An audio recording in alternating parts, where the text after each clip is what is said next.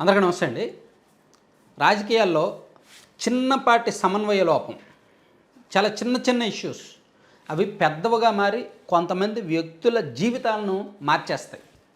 వ్యక్తుల జీవితాలను విపరీతంగా ప్రభావితం చేసేస్తాయి. చిన్న చిన్న సమన్వయ లోపాలే, పెద్ద పెద్ద గ్యాప్స్ ఏమీ ఉండవు. అలా కొంతమంది నాయకుల తలరాతలు మారిపోయి వాళ్ళ భవిష్యత్తు అద్భుతంగా ఉంది, కోల్పోయారు. కొంతమంది రెండు రకాలుగాను దెబ్బతిన్నారనమాట కొంతమంది. అదే ఒక చక్కని ఖచ్చితమైన ఉదాహరణ ఒకటి వీడియోలో నేను చెప్తా. మీ అందరికీ గుర్తుండే ఉంటుంది, గంటా నరహరి గారి పేరు. ఒక రకంగా రాయలసీమ ప్రాంతంలో తెలుగుదేశం పార్టీకి ఒక ఊపు తీసుకొచ్చాడు ఆయన. 2021లో 2022లో ఒంగోలులో తెలుగుదేశం పార్టీ మహానాడు జరిగింది. దాంతో రాష్ట్ర వ్యాప్తంగా టీడీపీకి ఊపు వచ్చింది. ఆ ఊపును కొనసాగిస్తూ, ఆ జోష్ని కొనసాగిస్తూ, అప్పటికే వైసీపీ మీద విపరీతమైన వ్యతిరేకత ఉండటం, తెలుగుదేశం పార్టీ కార్యకర్తలు అప్పుడప్పుడే రోడ్ల మీదకి వస్తుండటం, పార్టీ యాక్టివ్ అవుతుండటంతో గంటా నరహరి గారు అప్పుడే చాలా చిన్న ఏజ్లోనే రాజకీయాల్లోకి వచ్చి టీడీపీలో జాయిన్ అయ్యి మదనపల్లిలో మినీ మహానాడు పెట్టారు. సో అది గ్రాండ్ సక్సెస్ అయింది. ఒంగోలులో రాష్ట్ర స్థాయి మహానాడు ఎలా సక్సెస్ అయిందో మదనపల్లిలో నిర్వహించిన మీటింగు విపరీతంగా సక్సెస్ అయింది. ఆయన తెలుగుదేశం పార్టీలో చేరిక లక్షలాది మందితో నిర్వహించారు. దాంతో రాయలసీమలో కూడా టీడీపీ ఓటమి దెబ్బ నుంచి 52 సీట్లలో 49 సీట్లు ఓడిపోయామే, ఇంకా పార్టీ భవిష్యత్తు ఏంటి అనుకునే దెబ్బ నుంచి అరే ఒక మీటింగు ఇంతమంది జనమా, ఇంత గ్రాండ్గా చేయగలరా మీటింగ్ అని ఆయన పేరు మారుమోగింది. సో దాంతో ఆయనకు మంచి పరిచయాలు, నెట్వర్క్, ఒక పార్టీలో టాప్ 10 లీడర్స్లో ఆయన కూడా ఒకలనే ప్రొఫైలు, హై ప్రొఫైల్ క్రియేట్ అయింది. సో ఆయన చంద్రబాబు గారికి నేరుగా వెళ్ళిపోవడం, వితౌట్ అపాయింట్మెంట్ కూడా ఆయన నేరుగా లోకేష్ గారి దగ్గరికి మాట్లాడడం, చంద్రబాబు గారితో మాట్లాడడం అన్నీ జరిగాయి. ఆయన కూడా డబ్బులు మంచి నెల ప్రాయంగా ఖర్చు పెట్టారు. అక్కడ కార్యకర్తలకు ఏ కష్టం ఉన్నా సరే ఇవ్వడం, ఏ గ్రామంలో ఏదైనా సమస్య ఉందన్నా సరే ఇవ్వడం, అసలు చూడలేదు. తాను కూడా చాలా కింది స్థాయి నుంచి వచ్చారు కాబట్టి, బాగా సంపాదించారు కాబట్టి అదంతా పెడదాంలే అనే ఉద్దేశంతో పెట్టారు, బాగానే ఖర్చు పెట్టారు. సో అది అనూహ్యంగా 2024 ఎన్నికల ముందు వచ్చేసరికి చిన్నపాటి సమన్వయ లోపం. అది అంటే టీడీపీ జనసేన పొత్తు సందర్భంలో కొన్ని ఇంటర్నల్గా కొన్ని వ్యవహారాలు జరిగాయి. ఆయనకు సీటు ఇవ్వలేకపోయారు. ఒకవైపు పవన్ కళ్యాణ్ గారు సీట్ ఇవ్వడానికి రెడీ అయ్యారు. At the same time TDP కూడా ఆయనకు రాజంపేట ఎంపీ సీట్ ఇవ్వడానికి రెడీ అయ్యారు. రాజంపేట ఎంపీ కాకపోయినా రాజంపేట ఎమ్మెల్యే సీట్ అయినా ఇవ్వడానికి రెడీ అయ్యారు. లేదా ఆయన జనసేనలో చేరితే జనసేనలో కూడా ఆయనకు హై ప్రయారిటీ ఇవ్వడానికి రెడీ అయ్యారు.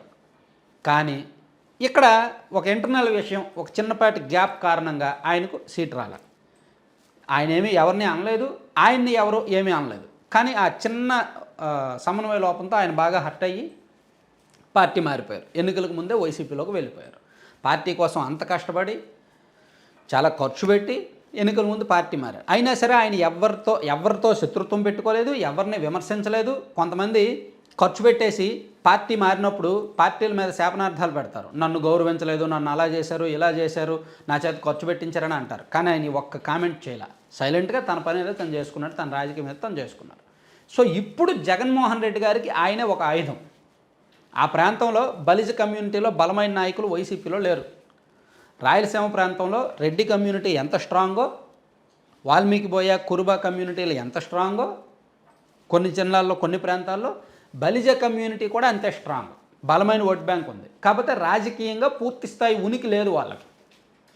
సో దాన్ని నిలబెట్టే బాధ్యత ఇప్పుడు ఒక రకంగా నరహరి గారు తీసుకున్నారనమాట. వైసీపీలో ఆయనకు ఫుల్ ప్రయారిటీ. అలాగే టాప్ 10 లీడర్స్లో ఆయన కూడా ఒకళ్ళు. పార్టీ పరంగా ఏదైనా నిర్ణయం తీసుకున్నా ఆయన కీలకం, ఆయనతో సంప్రదింపులు. సో అతను పొలిటికల్ లాస్ట్ 4 ఇయర్స్గా అతని ప్రొఫైలు, డిసిప్లైన్ ఇదంతా చూసిన తర్వాత వైసీపీకి కూడా ఆయన బాగా దగ్గరయ్యారు. జగన్మోహన్ రెడ్డి గారికి బాగా దగ్గరయ్యారు.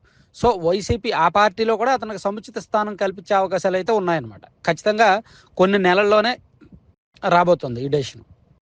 అంటే ఇక్కడ చంద్రబాబు గారు టీడీపీ వదులుకున్న ఒక నాయకుడు జగన్మోహన్ రెడ్డి గారి దగ్గరికి వెళ్ళి హై ప్రయారిటీ సాధించడం, అలాగే తన రాజకీయ లక్ష్యాలను చేరుకోవడం, ప్లస్ వీళ్ళతో కూడా ఎక్కడ శత్రుత్వం లేకపోవడం, స్నేహపూర్వకమైన రాజకీయం చేస్తుండటం, ఇదంతా కొంచెం భిన్నంగానే ఉంది. ప్లస్ ఆయన ఎడ్యుకేటెడ్, వెల్ సెటిల్డ్, మంచి ఫైనాన్షియల్గా స్ట్రాంగు.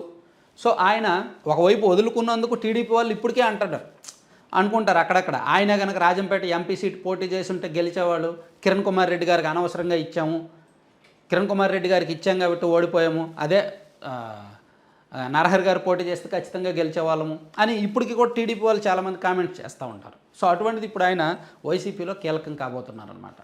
టాప్ 10 లీడర్స్లో ఆయన కూడా ఒకరుగా కీ రోల్ పోషించబోతున్నారు.